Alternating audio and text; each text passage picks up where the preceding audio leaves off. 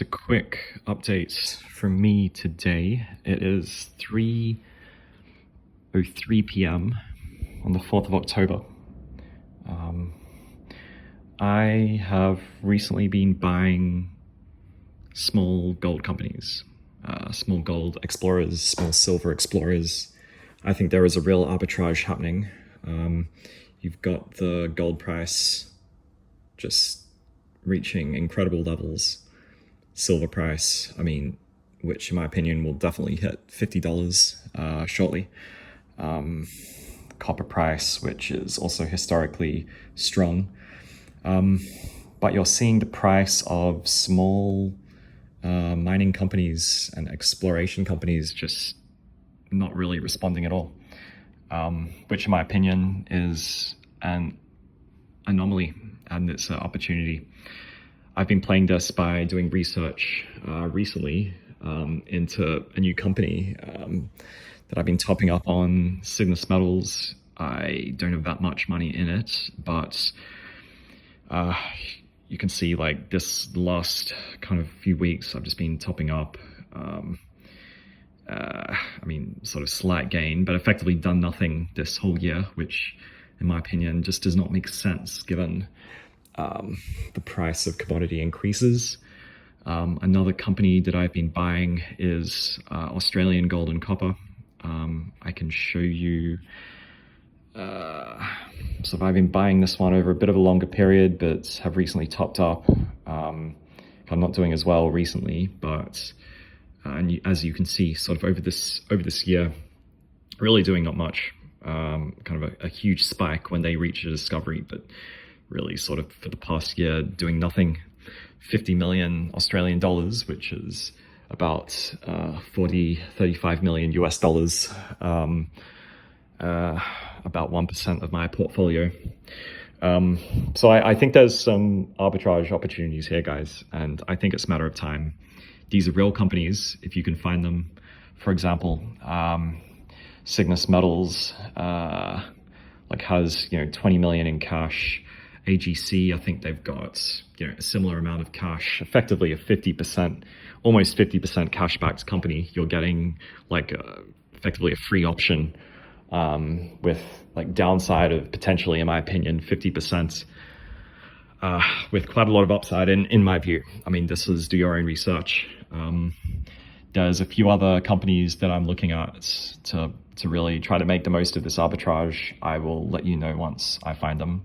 I tend to really not buy that new companies that much. So, as you can see, I've more just been topping up on existing companies that I have. I tend not to sort of sell after I buy.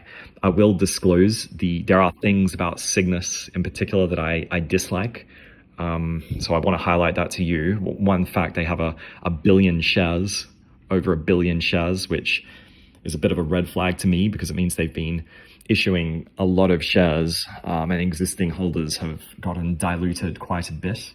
The other kind of red flag sense check that I look at is the board. Now, the board is fine. I don't have a problem with these guys, but a lot of these people here are doing multiple things. They're not 100% involved with this company. Ray Shorex, for example, raises a lot of money for different companies, which maybe it's a good thing that he's part of this, but I think that's a pretty major that's something that's very important to do. See how committed the people who are running the company are to its success, or if this is just something that they're hoping to spin out on the ASX, make a quick dollar, and then move on to the next company, because that's how these guys make their money.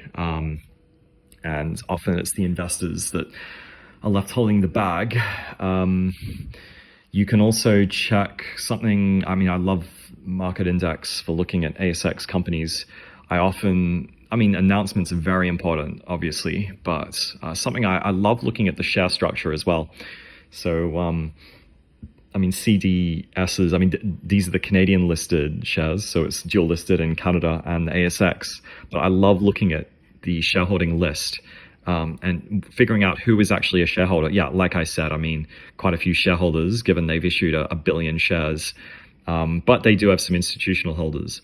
So what I would recommend doing is like doing some research on who the holders are. Are they, other investors and other resource companies?